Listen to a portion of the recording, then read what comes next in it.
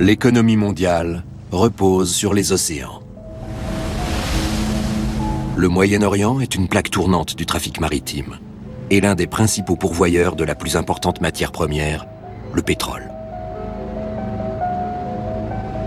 Ici, toutes les routes maritimes passent par des détroits.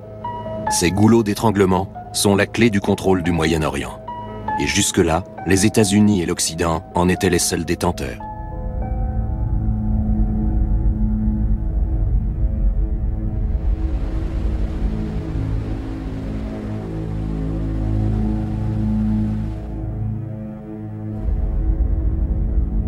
Le détroit d'Ormuz relie le golfe Persique et l'océan Indien.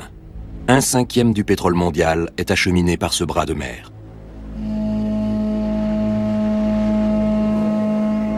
Les tensions politiques entre l'Iran, Israël et les États-Unis en font un foyer de crise. Et tous ceux qui consomment du pétrole pourraient en subir un jour les conséquences. Dans le sud-ouest de la péninsule arabique, le golfe d'Aden débouche sur le détroit de Bab el-Mandeb, terrain de chasse favori des pirates somaliens et des chasseurs de pirates. Ce sont les protagonistes d'une lutte sans merci dont l'enjeu est le maintien de la domination occidentale dans la région. Au nord se trouve le canal de Suez, la porte de la Méditerranée. Pendant des décennies, l'Occident a contrôlé l'Égypte et le canal. Mais la situation est en train de changer. Après 500 ans d'hégémonie occidentale, la population locale reprend peu à peu le contrôle. Au Moyen-Orient, de nouveaux acteurs ont fait leur apparition. Il s'agit de pays éloignés qui sont eux aussi dépendants de la région et de son pétrole. Leurs navires sont toujours plus nombreux et leur influence s'accroît. Les intérêts des Chinois se heurtent aujourd'hui à ceux des Américains. Une seule puissance qui dirige le monde, ce n'est pas soutenable. De la Libye à l'Iran, de la Méditerranée aux côtes des pirates somaliens, les cartes du pouvoir sont redistribuées dans le grand jeu du pétrole. Tout tourne autour du contrôle des voies de navigation. La protection du trafic maritime est capitale pour la planète entière. Il n'y a pas de meilleur endroit pour observer ce match que le pont d'un navire en haute mer. Le Progress est un pétrolier de 228 mètres de long. Il transporte du kérosène entre le golfe Persique et l'Europe. Un petit maillon dans la chaîne d'approvisionnement mondiale en énergie.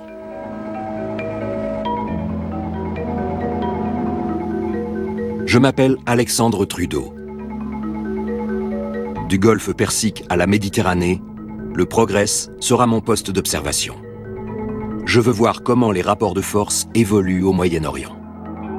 Et comment une longue page de l'histoire se tourne pour laisser place à un nouvel ordre mondial. L'Occident a dirigé le monde par l'impérialisme et le néocolonialisme. C'était la réalité, mais c'est fini.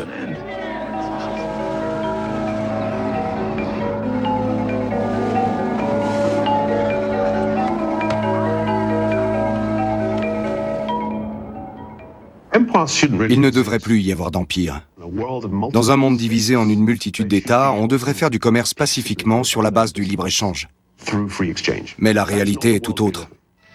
The barren rocks of Aden, a piper's tune which was famous throughout the empire.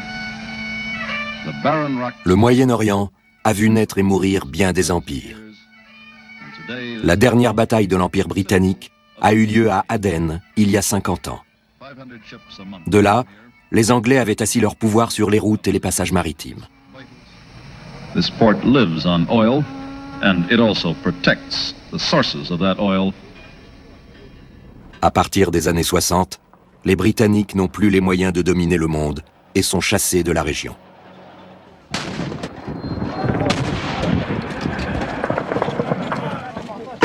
À la longue, un empire coûte plus qu'il ne rapporte.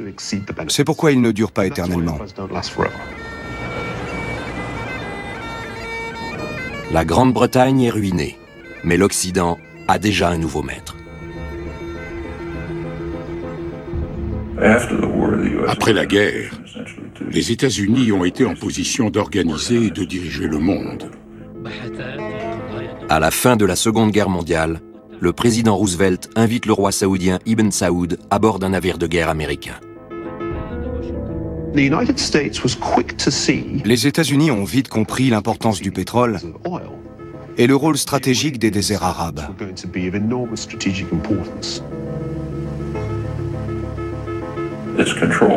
Il s'agit de contrôler la région, car c'est un formidable moyen de dominer le monde entier.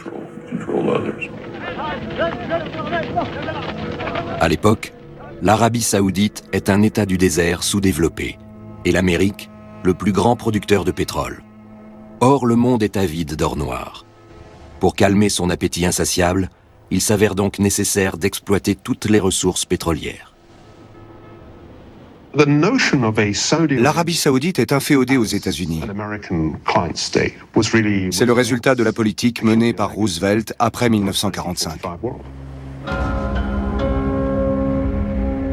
65 ans plus tard, la compagnie Saudi Aramco, emblématique de ses relations particulières, est toujours le plus gros fournisseur de pétrole au monde.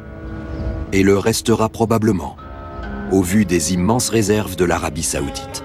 On ne peut pas passer à côté de Ghawar. C'est le plus grand gisement de pétrole et de gaz de la planète. Il produira sans cesse du pétrole. Ses réserves sont estimées à 260 milliards de barils. Les Saoudiens peuvent donc fournir énormément de pétrole au monde. L'Arabie saoudite a gagné beaucoup d'argent avec le pétrole. Et l'a investi judicieusement pour son peuple et son pays. L'Arabie saoudite vit dans un grand confort matériel, mais sous un régime politique autoritaire. Nous autres Saoudiens savons exactement ce que nous voulons de notre gouvernement. Et nous connaissons bien notre système politique. Et nous en sommes très satisfaits.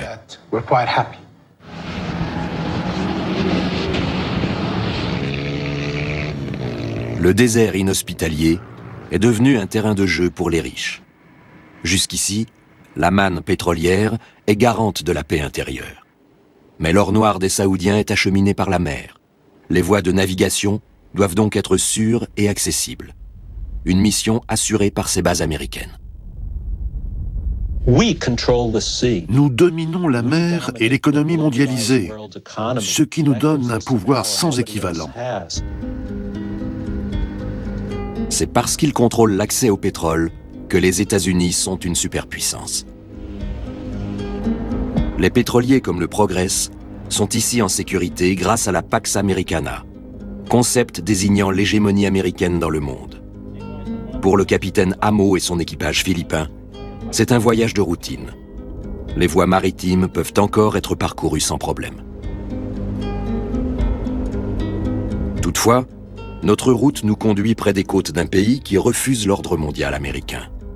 L'Iran.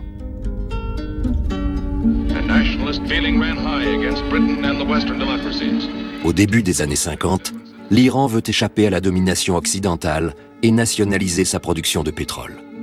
Les États-Unis et la Grande-Bretagne l'en empêchent, en maintenant au pouvoir un dirigeant conciliant, le Shah. Aucun autre régime n'était toléré s'il menaçait la suprématie américaine. Mais on n'agissait pas à découvert. En 1979, quand le système s'est effondré avec la destitution du Shah, la situation s'est nettement dégradée d'un point de vue anglo-américain. « 30 ans plus tard, l'Iran résiste toujours et peut avoir la main mise sur le détroit d'Ormuz. C'est un goulot d'étranglement facile à contrôler depuis la côte. On peut le bombarder, le miner ou le bloquer. L'Occident voit d'un mauvais œil la position dominante que l'Iran occupe au nord du détroit, car il ne peut plus garantir la sécurité du transport pétrolier. Et si l'or noir cessait de couler, le prix du baril atteindrait des sommets.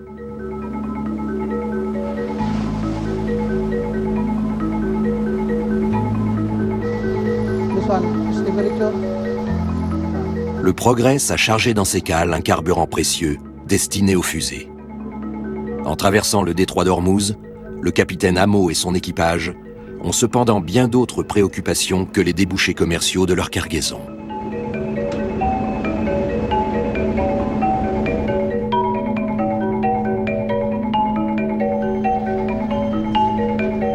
Un vieil ennemi de la marine marchande les guette sur l'eau.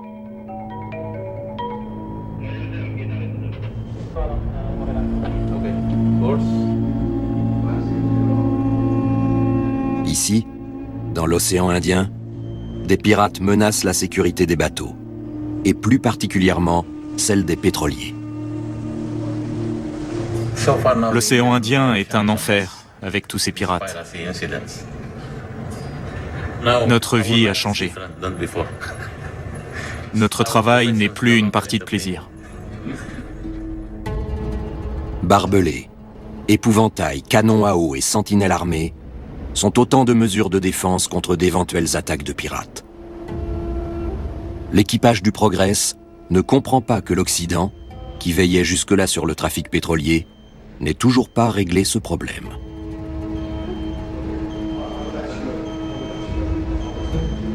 Off the coast of Somalia today, pirates hijacked yet another cargo ship. C'est le deuxième pétrolier en 2 jours à tomber aux mains des pirates.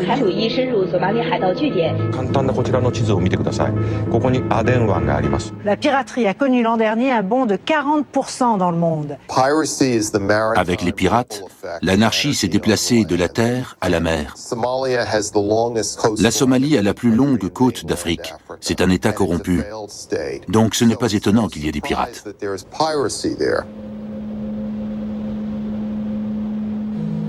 Une fois encore, la Somalie est victime de la sécheresse.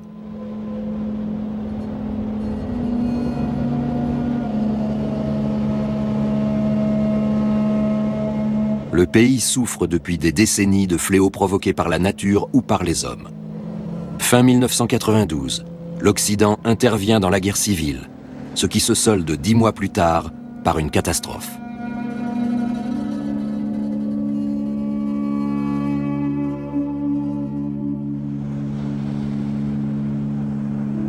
Le chaos règne en Somalie, et avec la piraterie, il s'étend de plus en plus aux routes maritimes. Des hommes d'affaires habiles ont su exploiter les rares ressources encore disponibles dans le pays. Une main-d'œuvre laborieuse et des terrains stratégiques sur le littoral. Compte tenu de la situation géographique, la piraterie est une sorte de péage. Durant des semaines, de longues barques sillonnent l'océan Indien à la recherche de pétroliers de taille moyenne. Ces hommes sont animés par un étrange mélange de désespoir, de violence et d'audace.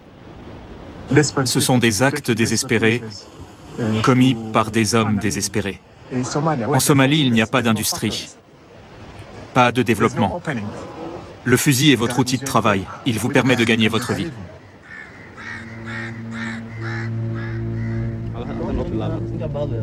Ce groupe de pirates, armés jusqu'aux dents, passe le temps en mâchant du khat, une drogue très prisée ici.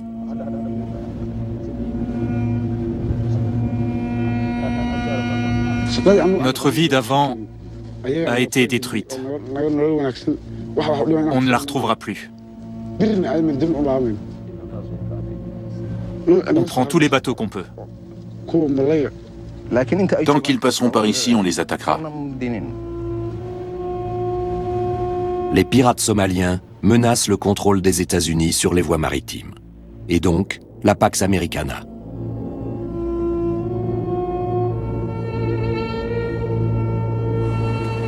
Les navires traversent ces eaux comme un troupeau de moutons passe devant une meute de loups.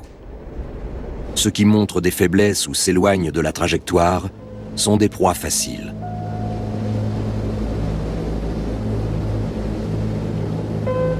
Mais à présent, les chasseurs sont eux-mêmes chassés.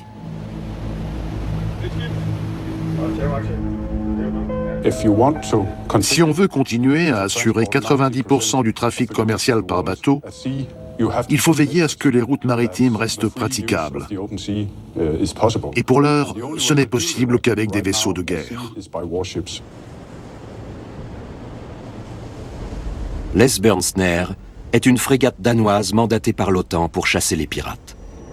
L'Europe aussi a besoin des marchandises et du pétrole de l'Orient. Les Danois étant traditionnellement un peuple de marins, ils sont les parfaits alliés des Américains dans la lutte contre les pirates.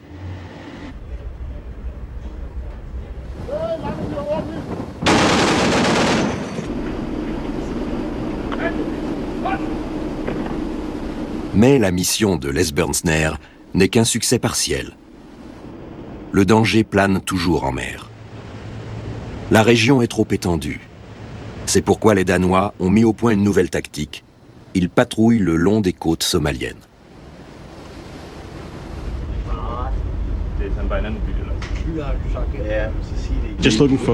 On observe ce qui se passe sur la plage, s'il y a des activités de piraterie. Tant que les pirates sont sur la plage, ils ne s'emparent d'aucun navire. Mais même s'ils arrêtent des pirates suspects, ils les relâchent très vite. Ça vaut mieux que de les surveiller ici. Notre mission est d'empêcher les attaques, pas de capturer des pirates. On a pris 2 barques. La moitié de l'équipage étaient des types qu'on avait déjà eus à bord. On a pris leur identité une fois de plus, puis on les a relâchés. Avec cette tactique, les Occidentaux semblent condamnés à combattre sans cesse les mêmes pirates et à maintenir indéfiniment leurs vaisseaux de guerre dans ces eaux, à moins que ce ne soit précisément le but recherché. En Europe, on est de plus en plus tenté de lutter contre la piraterie sur le sol somalien. Tout le monde sait que la seule solution est d'intervenir sur la terre ferme. Les Somaliens se sont longtemps opposés à toute intervention extérieure directe.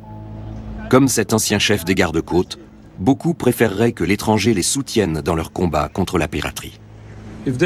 S'ils veulent nous aider, qu'ils aident nos gardes-côtes à protéger notre peuple.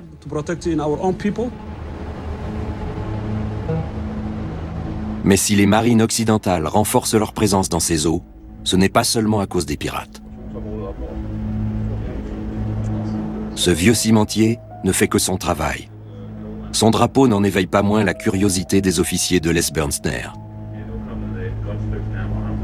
Ce bateau bat pavillon nord-coréen et se dirige vers le sud de la Somalie. Il se rend à Kismayo, fief du mouvement Al-Shabaab, une organisation islamiste anti-occidentale qui contrôle le sud de la Somalie. Même si le cargo n'a aucun lien avec les pirates, les Danois le suivent et montent à bord avec une troupe d'intervention. On a parlé avec le capitaine.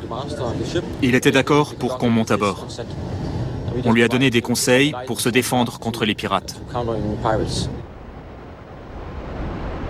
Si la domination occidentale dans ces eaux est menacée par quelques pirates, les pays rivaux ne tarderont pas à profiter de la situation.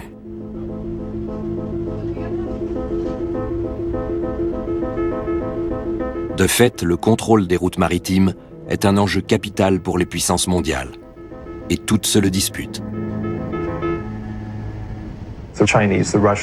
Chinois, Russes, Iraniens, tous ceux qui ont des intérêts au-delà de leur zone d'influence directe sont en lice. Les pirates ont toujours amené les puissances maritimes dans des régions où elles ne seraient jamais allées autrement.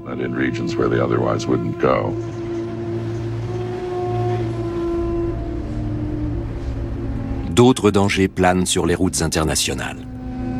Au milieu de la nuit, le Progress traverse le détroit de Bab el-Mandeb, en importance le 2e bras de mer du Moyen-Orient. Bab el-Mandeb signifie « porte des larmes ». Ici aussi, il peut y avoir des problèmes. Cette porte est la jonction maritime entre l'Asie et l'Europe. Le passage est étroit et les régions limitrophes politiquement instables. Le détroit étant très dangereux, on a impérativement besoin d'un lieu sûr pour entretenir les navires. C'est ainsi que le port de Djibouti est devenu une escale quasi obligatoire. Au lieu de verser dans la piraterie, les Djiboutiens ont trouvé un moyen pacifique pour tirer parti de la situation. Ici, amis et rivaux se côtoient. Chacun s'observe. Tout le monde a intérêt à une cohabitation paisible. La France était la puissance coloniale de Djibouti. Elle est encore présente.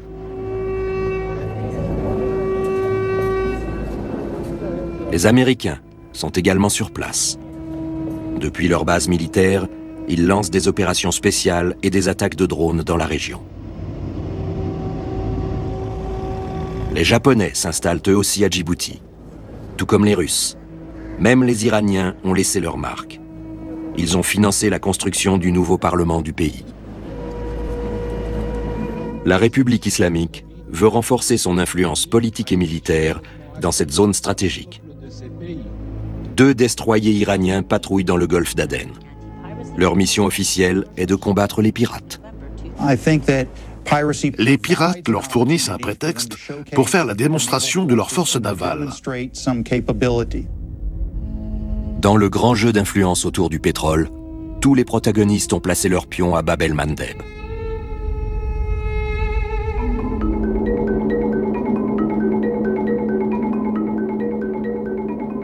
Plus au nord, où navigue maintenant le Progress, l'enjeu est encore plus important.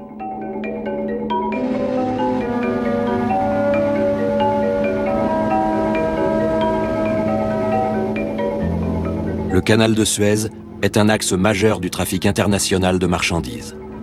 24 heures sur 24, 7 jours sur 7, des cargos l'empruntent pour gagner des ports lointains.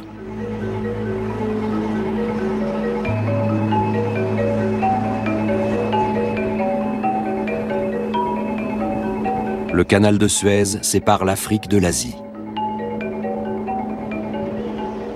Britain prepares for the worst in the Suez crisis. En 1956, le canal est âprement disputé. L'Égypte veut le récupérer et le nationaliser. Mais les puissances occidentales qui l'ont construit ne sont pas prêtes à l'abandonner. De la fin du 19e aux années 1950, l'Égypte était un maillon central du transport de marchandises dans l'Empire britannique. President Nasser continues to defy the Western powers on his seizure of the canal. La crise de Suez de 1956 a été comme le dernier soubresaut d'un animal blessé à mort. Désormais, il était clair pour tout le monde que l'Empire britannique était un rêve brisé.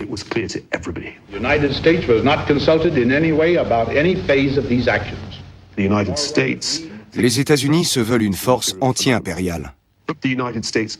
Mais ils jouent le même rôle que les Britanniques par le passé. Les Américains veillent à rendre le canal de Suez à l'État égyptien, dans l'espoir d'endiguer le nationalisme. Mais cela produit l'effet inverse.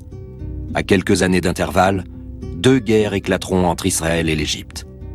Ce n'est qu'en 1978 que les États-Unis parviennent à rallier cette dernière à la Pax Americana. Ils achètent sa coopération en octroyant $1 milliard par an à son armée. Désormais, le canal est même ouvert à Israël, ennemi de longue date de l'Égypte.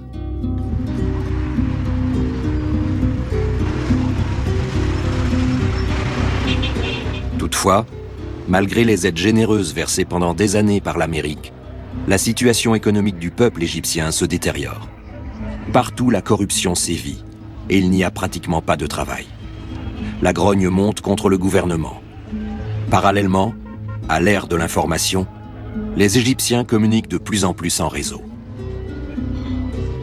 Aujourd'hui, le monde arabe est largement connecté à Internet et dispose de dizaines de chaînes de télévision satellites. On réagit très vite aux événements. Les informations circulent en quelques secondes, du Maroc au Yémen en passant par Oman.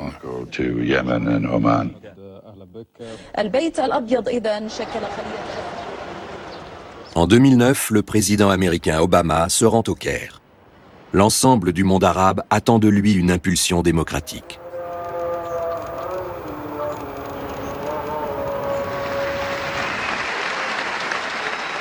The ability to speak your mind and have a say in how you are governed. These are not just American ideas, they are human rights, and that is why we will support them everywhere.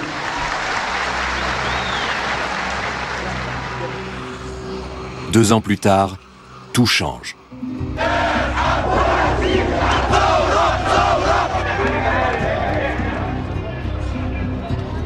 Mais la révolte n'est pas forcément dans l'intérêt des Américains.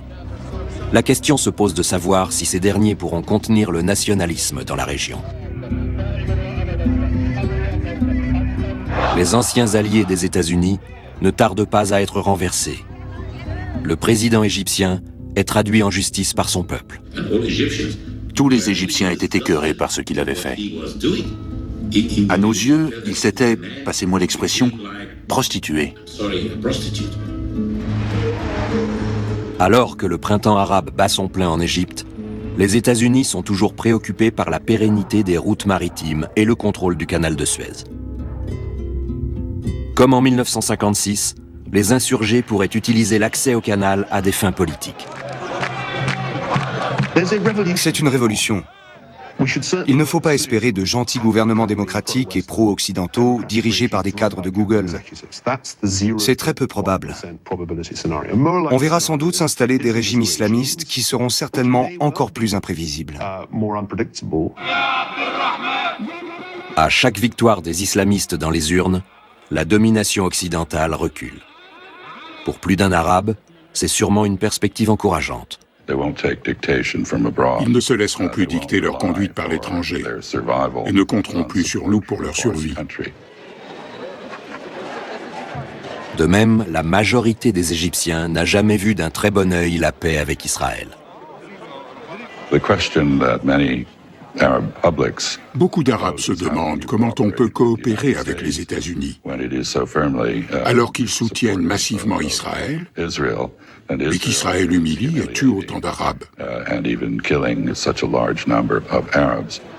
À présent que le candidat des frères musulmans a remporté les premières élections depuis la chute de Moubarak, la tension pourrait encore monter d'un cran. L'Égypte des frères musulmans va soutenir la cause palestinienne. Je ne pense pas qu'actuellement la guerre soit une option, mais il y a des limites.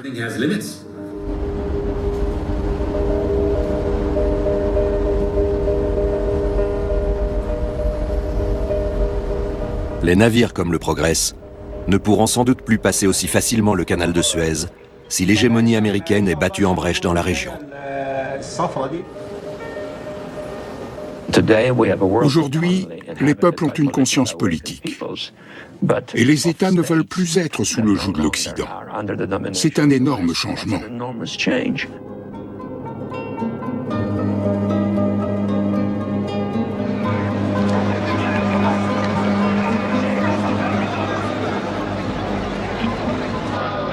Un pays doit particulièrement craindre la perte de pouvoir des États-Unis. Israël.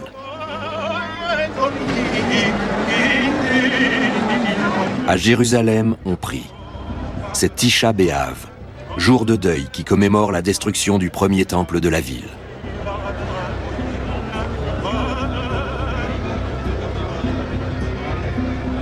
Tandis que les religieux célèbrent un événement survenu il y a environ 2600 ans, les responsables politiques, eux, attirent l'attention sur une menace bien actuelle.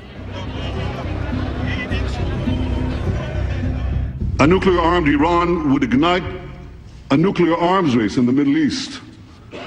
The threat to my country cannot be overstated.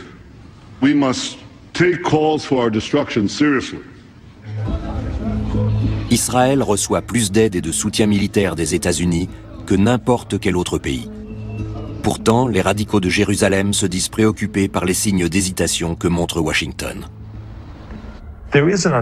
En Israël, on pense qu'on ne peut plus faire entièrement confiance aux États-Unis, que la politique américaine est confuse, équivoque et non plus systématique. La question iranienne alimente tout particulièrement les débats à Washington. Le président Obama est favorable à un renforcement des sanctions. Ses adversaires, eux, soutiennent l'attitude offensive d'Israël. We can't continue to express a point of view that sounds like we're more concerned about Israel taking action against Iran than we are about Iran becoming nuclear. À ce jour, il n'y a pas de preuve que l'Iran a décidé de se doter de l'arme nucléaire. Pour le plus fidèle allié des États-Unis dans le Golfe Persique, l'Arabie Saoudite, il y a d'autres dangers. Nous voulons un Moyen-Orient sans armes de destruction massive. Ça doit valoir aussi pour Israël. L'arsenal nucléaire d'Israël dépasse tout ce que l'Iran pourra jamais acquérir. Même si les Iraniens ont quelques bombes nucléaires de qualité douteuse, sans capacité de seconde frappe, avec une défense aérienne qui peut être facilement vaincue, quel danger représente-t-il? Malgré tout, Israël prend la menace tellement au sérieux que son Premier ministre envisage d'attaquer l'Iran, avec ou sans l'Amérique. Israel always reserves the right to defend itself. Israël est au pied du mur, entre autres à cause de sa propre rhétorique. Si les sanctions n'apportent rien d'ici 6 mois, il y aura une intervention militaire. L'objectif serait la destruction de toutes les installations nucléaires iraniennes, civiles et militaires.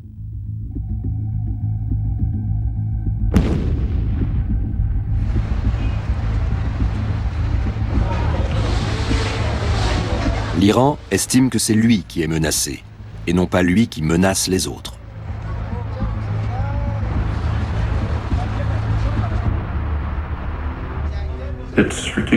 L'Iran a une stratégie défensive. Il est entouré par 2 États qui détiennent l'arme nucléaire, Israël et le Pakistan. En outre, des pays voisins sont occupés par une superpuissance hostile, les États-Unis. Quel pays aurait plus besoin d'une force de dissuasion que l'Iran? Comme l'Iran ne semble pas détenir d'armes atomiques, il ne peut se défendre que par des moyens conventionnels. Ainsi, il pourrait lancer des missiles sur Israël ou sur le détroit d'Ormuz. De même, il pourrait munir des mouilleurs de mines et des vedettes de combat de missiles pour couler des pétroliers.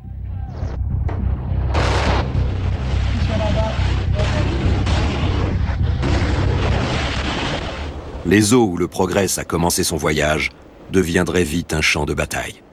Et le pétrole ne coulerait plus. Ça peut être vite l'escalade. Si un gouvernement déclare que c'est une question de vie ou de mort, la situation peut rapidement dégénérer et personne n'en sortira gagnant. Par désespoir, l'Iran pourrait même viser directement les sites de production de pétrole des royaumes arabes le long de la côte sud. Le complexe d'Abqaiq fournit environ 10% de l'or noir mondial. Une guerre contre l'Iran pourrait paralyser l'extraction de pétrole et faire exploser les prix. C'est aussi une forme de dissuasion. Il semblerait par ailleurs que l'Iran envisage d'autres stratégies. Le Bahreïn se trouve au centre du golfe Persique. Sa population est composée en majorité de musulmans chiites. Ce pont relie le pays à l'Arabie saoudite. Au printemps 2011, les Saoudiens envoient des troupes armées au Bahreïn pour aider le gouvernement à combattre une révolte populaire.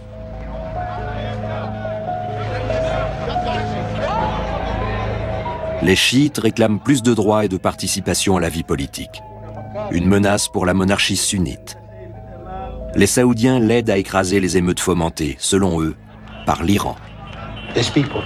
Ces hommes portaient le drapeau iranien.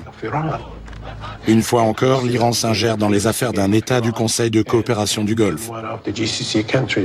C'est pourquoi les autres États, Arabie Saoudite en tête, ont tout de suite aidé le Bahreïn, car ce n'était pas un mouvement du peuple. Mais la motivation de l'Arabie Saoudite est peut-être tout autre. Si le Bahreïn était une véritable monarchie constitutionnelle, hypothèse tout à fait possible, ce serait bien plus dangereux pour les Saoudiens. Le Bahreïn abrite l'une des plus importantes bases navales américaines.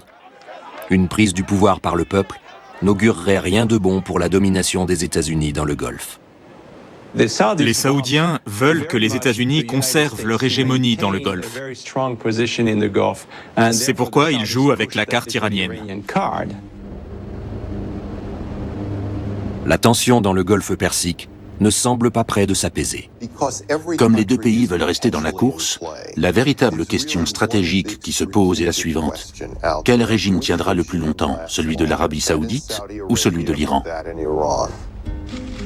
L'enjeu est de taille. Les États-Unis se gardent donc de critiquer la répression des mouvements démocratiques, d'autant que les efforts de démocratisation en Irak n'ont pas été payants pour l'Occident et ont profité à l'Iran. Au Liban, la démocratie favorise le Hezbollah, et à Gaza, elle renforce le Hamas. 2 territoires désormais ralliés au camp iranien. Les erreurs des Américains profitent à l'Iran. Son influence et sa popularité s'accroissent, et il peut provoquer encore plus de troubles. Pour juguler l'influence de Téhéran, Israël envisage une attaque préventive contre les installations nucléaires iraniennes.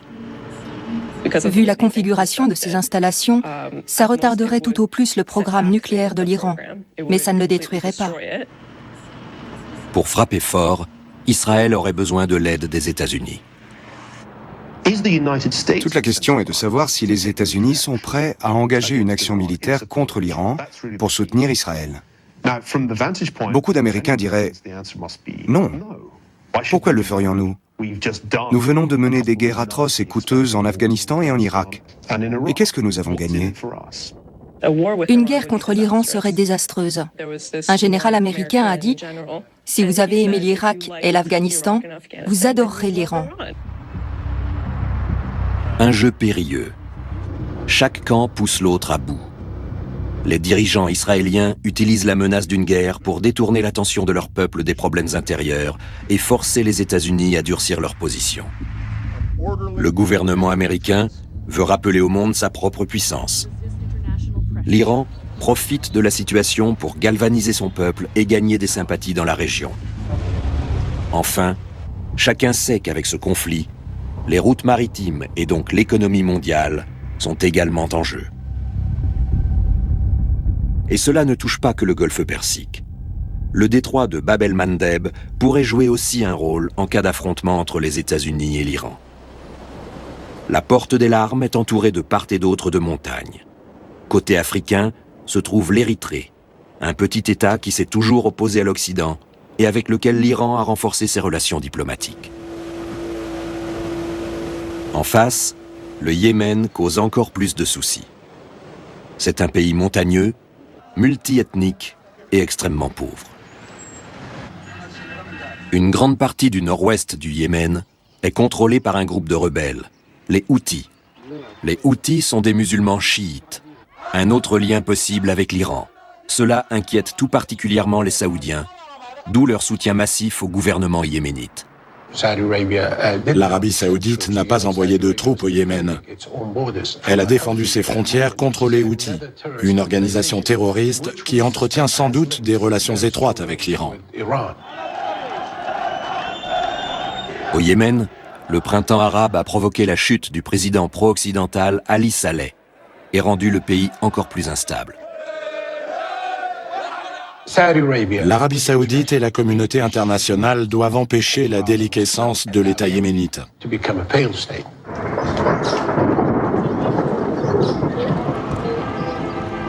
Sous la pression extérieure, un semblant de démocratisation s'est amorcé au Yémen afin d'apaiser la population.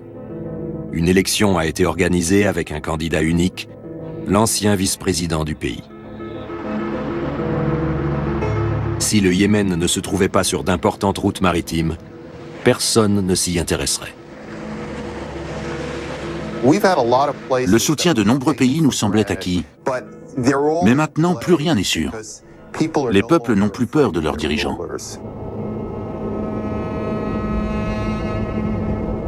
À présent, le Progress navigue dans les eaux calmes de la Méditerranée.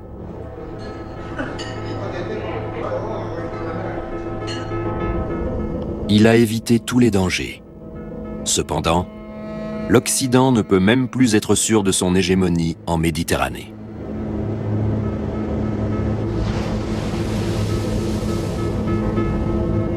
En Égypte, il pourrait bientôt y avoir des problèmes et d'ores et déjà, des étrangers pénètrent en Méditerranée. Pour la première fois, des navires de la marine iranienne sont allés de la mer Rouge en Méditerranée. Les mêmes navires avec lesquels l'Iran patrouille contre les pirates. L'Iran envoie un signal fort à l'OTAN, très implanté en Méditerranée, mais aussi à Israël. En acheminant des vaisseaux de guerre en Méditerranée, un autre pays envoie un signal encore plus fort. La Chine change radicalement les règles du jeu. Elle est en passe de devenir une superpuissance, mais fait face à un énorme problème de ressources.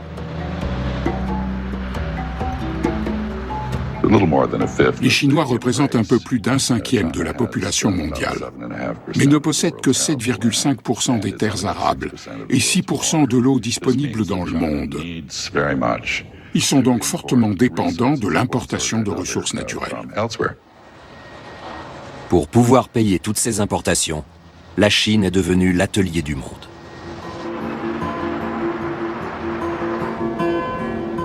Il ne se passe pas une heure sans qu'un navire chargé de produits d'exportation chinois ne croise le Progress. La nouvelle puissance mondiale s'est trouvée une tête de pont en Méditerranée, le port du Pirée en Grèce.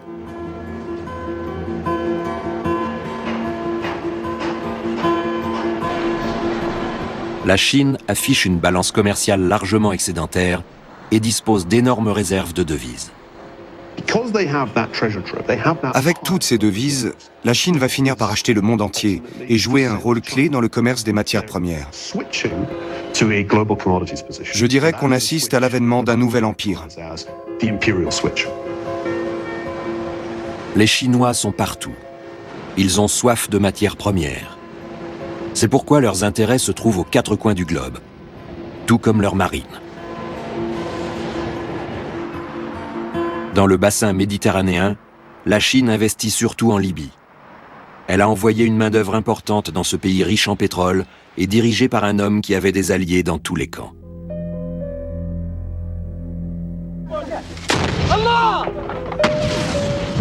Puis, lorsque le printemps arabe est arrivé en Libye, la marine chinoise a évacué ses ressortissants. La Chine a rapatrié 37 000 ouvriers de Libye. Ça laisse deviner l'étendue de ses intérêts au niveau mondial. La présence du dragon chinois dans l'arrière-cour de l'Europe rendait l'enjeu libyen encore plus important pour les Occidentaux. Il était donc logique qu'ils interviennent dans le conflit. Today, the Security Council has responded to the Libyan people's cry for help. This council's purpose is clear: to protect innocent civilians.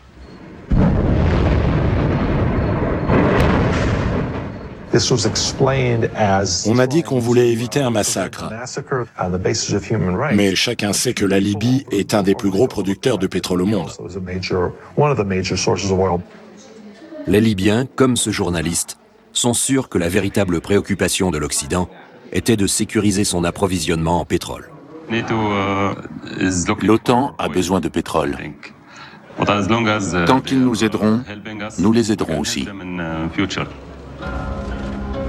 La libération de la Libye et l'éviction de la Chine sont un bienfait pour les Occidentaux. Mais il serait faux de croire qu'on a chassé définitivement les Chinois du pays. Je pense qu'ils auront tôt fait de revenir. Ils représentent une alternative économiquement viable par rapport aux partenaires européens et autres. Le grand enjeu économique est l'accès aux matières premières. Et si la Libye joue un rôle important, ce n'est pas seulement à cause de son pétrole. Ce pays est une passerelle directe vers l'Afrique et ses ressources naturelles. La Chine voit le continent noir comme la solution à sa pénurie de matières premières, alors que l'Occident l'a longtemps négligé. Certains ont traité l'Afrique comme un parc à thème humanitaire. Les Chinois, eux, la voient comme un partenaire économique. Allez en Afrique et vous verrez la naissance d'un empire. Les pays africains riches en ressources naturelles tournent de plus en plus le dos à l'Occident et font affaire avec les Chinois. Mais Pékin a également besoin du pétrole du Golfe Persique, de l'Arabie Saoudite et de l'Iran. Pour autant, la Chine n'est pas encore une puissance maritime dans le Golfe. Seule la marine américaine est en mesure de protéger et de surveiller ses routes maritimes. Pendant longtemps, les États-Unis ont eu l'habitude de décider seuls qui vendait à qui le pétrole du Golfe Persique. Mais les Chinois ne se laissent pas commander si facilement. Il est donc peu probable qu'on puisse leur interdire d'acheter du pétrole iranien. Et la Chine n'est pas le seul pays d'Asie qui pourvoit à ses besoins énergétiques en Iran.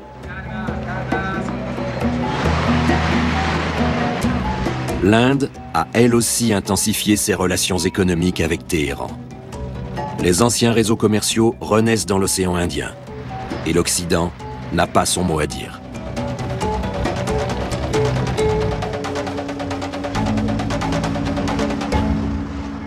Les États-Unis auront bien plus de mal à maintenir la Pax Americana. L'Occident ne peut pas contrôler la Somalie. Les pirates restent une menace pour tous. Et il est confronté à une situation politique nouvelle en Égypte, au Yémen et au Bahreïn. Les Américains ne peuvent plus être sûrs de leurs alliés. Pourtant, ils ont déjà dépensé une fortune au Moyen-Orient.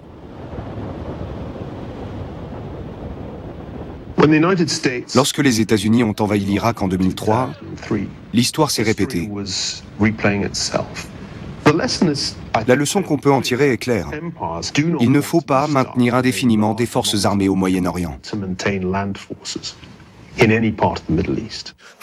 D'abord, ça coûte trop cher. Et puis, qu'est-ce qu'on y gagne? La plupart du temps, rien. Si la situation économique des États-Unis est ce qu'elle est aujourd'hui, c'est parce qu'ils veulent être partout.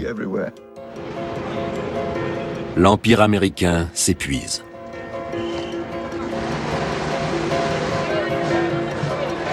Les États-Unis vivent largement au-dessus de leurs moyens.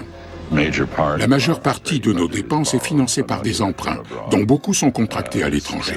Ça ne peut plus durer comme ça. Certains croient qu'on peut maintenir notre budget de défense à un niveau élevé par la magie ou le vaudou. C'est absurde. Sous Reagan, la marine américaine avait 586 navires de guerre. Aujourd'hui, elle n'en compte plus que 286. Confrontée à des difficultés sur tous les fronts, l'Amérique élabore une nouvelle stratégie. As we end today's wars, I have directed my national security team to make our presence and mission in the Asia-Pacific a top priority. Les États-Unis se détournent du Moyen-Orient pour endiguer plus efficacement l'influence chinoise. Nous adressons une menace implicite à la Chine. Nous pouvons vous couper le robinet de pétrole et vous ne pourrez rien y faire. Ainsi, malgré un potentiel militaire affaibli, on parvient à tenir la Chine en respect. Mais c'est faire de ce pays qui soutenait jusqu'ici la Pax Americana un adversaire. Les Chinois sont satisfaits de l'ordre du monde. Ils en profitent. Si seulement les Américains ne les considéraient pas comme un ennemi potentiel. Cela oblige en effet Pékin à réagir.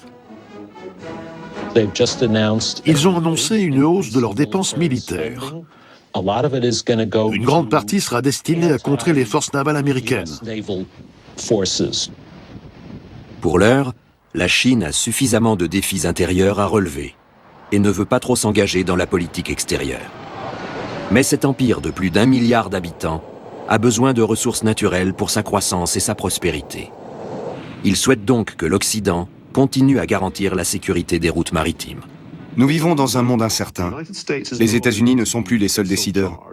Comment les Chinois gèrent la situation? Franchement, c'est leur problème. Si l'Occident vacille, la Chine en pâtit. Et si l'Occident ressent comme une menace l'émergence de nouvelles puissances, il y a peu de chances de trouver un équilibre. L'Occident régresse parce que le reste du monde progresse. Si l'Occident tente par tous les moyens de rester le maître absolu du monde et combat tous ceux qui échappent à son contrôle, il se heurtera à un fort courant contraire. L'époque où il n'existait qu'un empire est révolue. Un jour ou l'autre, le monde sera multipolaire. Et ça arrivera plus tôt que prévu. Au vu de la situation économique aux États-Unis et de la nouvelle donne politique au Moyen-Orient, il est clair que même la stratégie la plus offensive n'empêchera pas l'émergence de nouvelles forces. Et le recours à la violence ne fera que renforcer l'instabilité des routes maritimes. Nous sommes déjà dans un monde multipolaire sur le plan économique, diplomatique et politique. Bientôt, ce sera aussi le cas au niveau militaire.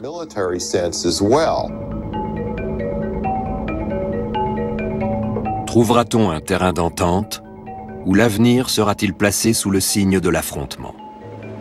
Une chose est sûre, tout acte irréfléchi pourrait avoir de graves conséquences dans le monde entier. La malédiction du pétrole n'a pas fini de frapper.